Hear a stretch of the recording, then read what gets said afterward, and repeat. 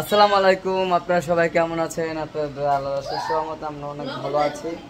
তো আপনাদের জন্য নিয়ে আসলাম আজকে নতুন একটা ভিডিও। এই যে দেখেন, তো এখানে হলো সবাই খাওয়া দাওয়া করতেছে। আর আপনারা অনেকে অনেক কথা বলছেন, সব কথার উত্তরগুলো আসলে আমি ওরকমভাবে দিতে পারবো না, এই কারণে শারমিন আছে আর মা আছে, তো তাদের থেকে শুনতে পারবেন আসলে কি বলছেন আর এটার জবাব কি হয়।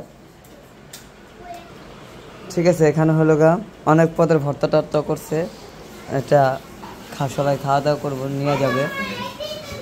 আর মামানিও খাওয়াই দিতেছে, যেহেতু এখন রোজার মাসটা, এটা আপনারা সবাই জানেন।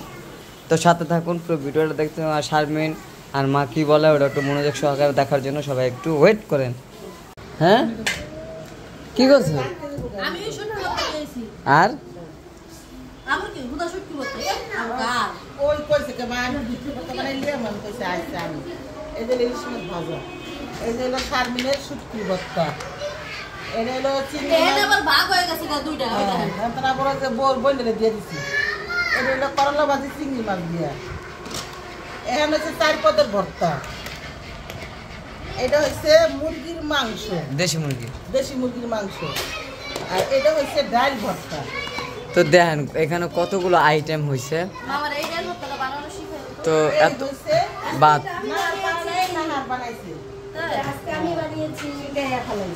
এই যে এখানে আছে,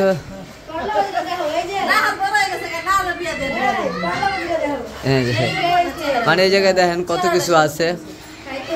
4 আইটেমের ভর্তা আছে, দেশি মুরগি আছে, তারপর ডাল ভর্তা, ইলিশ মাছ ভাজা, আবার এটা কি শুটকি? এটা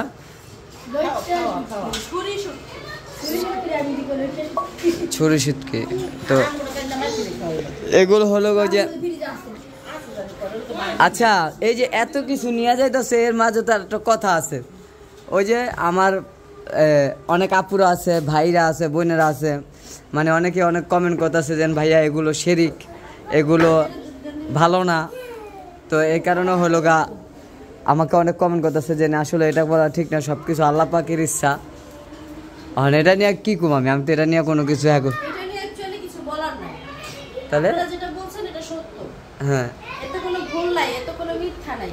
হ্যাঁ, অবশ্যই এটা শিরক, যদি আমরা এটাকে মানি বা এই করি যে এটার জন্যই ভালো হয়েছে। হ্যাঁ, ভালো করার মালিক একমাত্র আল্লাহ।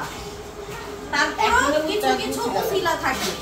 হ্যাঁ, যেমন আমাদের সুস্থ করে কে? আল্লাহ পাক। আমরা যাই কার কাছে? ডাক্তারের কাছে। ডাক্তার মেডিসিন দেয়, তারপরে সুস্থ হয়। আমরা কিন্তু বলি না যে ডাক্তার ঠিক করছে, আমরা বলি আল্লাহ পাক সুস্থ করছে। বিষয়টা এরকমই। আমরা আমার ভাইরে নিয়ে এখন মা যেখানে যাইতেছে, এইখানে এর আগেও মানে অনেক আমাদের জীবনের প্রথমবার এইখানে যাওয়া শুধুমাত্র আমার বড় ভাইয়ের কারণে। আমার বড় ভাই জন্মগতভাবেই কিন্তু অসুস্থ। আমার বড় ভাইয়ের পিছনে এমন কোনো ডাক্তার কবিরাজ নাই যেটা দেখানো হয় নাই, কারণ প্রথমত আর এই রোগটার নাম বের হয় নাই। আমার ভাইয়ের যখন এই রোগটা ছিল তখন এই রোগটার নামই ডাক্তাররা জানতো না। এই নাম বিশ্লেষণ করতে করতে কয়েক বছর চলে গেছে।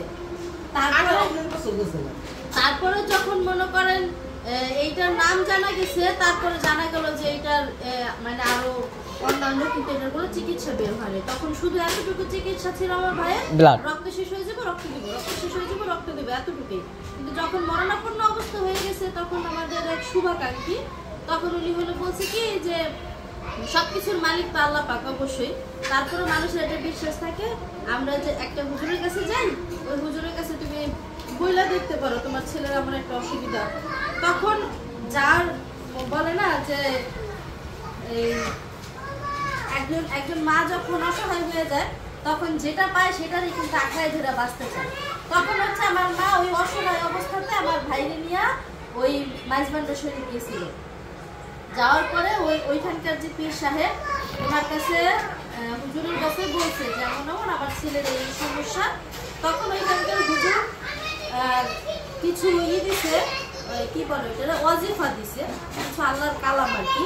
বলছে যে এগুলো সবসময় পাঠ করতে হইব, 1, আর 2 হচ্ছে আল্লাহর উপরে ভরসা রাখতে হইব, আর 3 হইল যদি এটা আল্লাহ কোনো রকম ভাবে মাফ করে বা ছেলে সুস্থ হয়, তাহলে যেন আল্লাহর নামে এই যে এই দরবার শরীফে একটা মহিষ দিয়ে দেওয়া হয়। তো এগুলা দিছে, আর হচ্ছে কিছু তোবারক দিছে, যে তোবারক গুলো নিয়ম মাফিক খাবে। তো ওইটা করার পরে হ্যাঁ ডাক্তাররা শুনতে কোন খায় ওরকম। আর তোবারকটা কি ছিল তেমন কিন্তু কিছু ছিল না, গাঁদা ফুল ছিল না, শুধু 2টা না 3টা যেন গাঁদা ফুল দিছে, শুধু বলছে এই গাঁদা ফুলগুলা মানে একদম মেডিসিনের মতো নিয়ম করে যেন 2-3 বেলা খায়।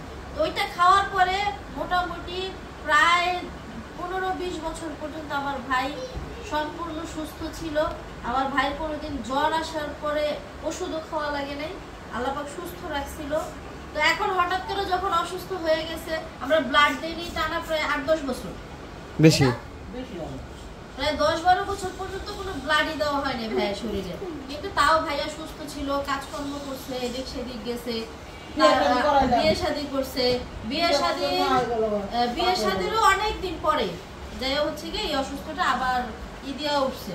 তো এই জন্য হচ্ছে মা বলতেছে যে তখন হুজুরের কাছে গেছিলাম, ওনাকে বলার পরে এটা হয়েছে। তো এখন তো অনেকদিন যাবত যাওয়া হয় না বা ওনার কাছে ই করা হয় না, বা উনি যে ওয়াজিফাগুলো দিছিল আল্লাহর কালামগুলা যেগুলো সবসময় পাঠ করতে বলছে এগুলা পাঠ করা হয় না। সবকিছু মিলে হয়তো ওনার নজরে একটু আড়ালে চলে গেছে, যেটার কারণে হয়েছে থাক সমস্যা নেই, ওটা আর করে না। যেটার কারণে হইলো এই ভাইয়ারে নিয়ে আবার যাইতেছে, ওনার শরণাপন্ন হইতেছে যে আপনার নজরে একটু রাখেন। এখানে আপনারা যেটা বলছেন সেটা অবশ্যই সত্যি, যেটা আমরা ওইটাকে বিশ্বাস করি যে এইটার কারণে ভালো হয়েছে, তাহলে অবশ্যই সেটা শিরক, আমিও বলি। আর এটাই সত্যি, বাস্তব সত্যি, ভালো অবশ্যই আল্লাহ পাক করবে। আল্লাহ পাক ছাড়া এই দুনিয়াতে কারোর কোনো কিছু ভালো করার কোনো ক্ষমতা নাই, সুস্থ করার কোনো ক্ষমতা নেই, একমাত্র মালিক আল্লাহ তাআলা। তবে কি উসিলা থাকে অনেক ধরনের। তো আমরা হচ্ছে এটাকে মানি, বিশ্বাস করি। আমি, আমার পরিবার, আমার বাবা, আমার মা, আমি, আমার বড় ভাই, আমার ভাবি, আমার পরিবারের সবাই বিশ্বাস করে। আমার এতটুকু ভাতিজা সারাফাত ও বিশ্বাস করে। ও একবার ভান্ডারির নাম শুনলে মনে করেন যে পাগল হয়ে যায়, যে ভান্ডারির বাড়িতে যাবো এইরকম বিষয়গুলো। অবশ্যই যেটা বলছেন সেটা সত্য, আর আমি যেটা বলছি এটা আমাদের বিশ্বাস, এটা আমাদের একদিন আর কিচ্ছু না।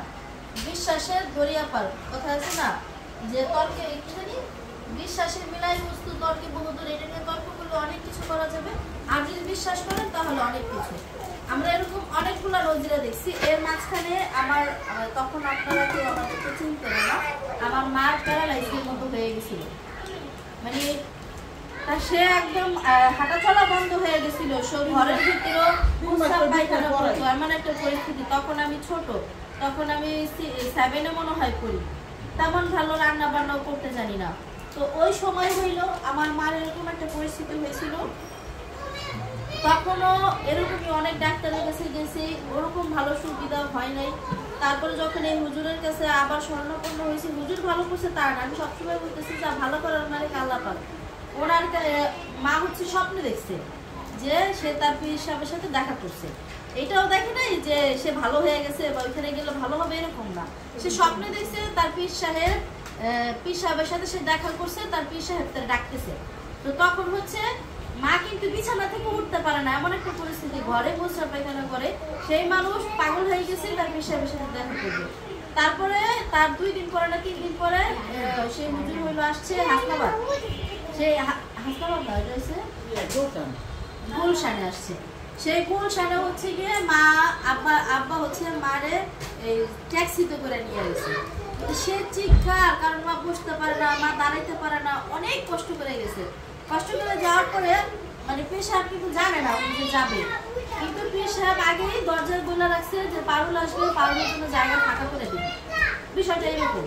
তো মা যখন যায় তখন ওই হুজুর 2 হাত দিয়ে মানসিকভাবে সরাইছে।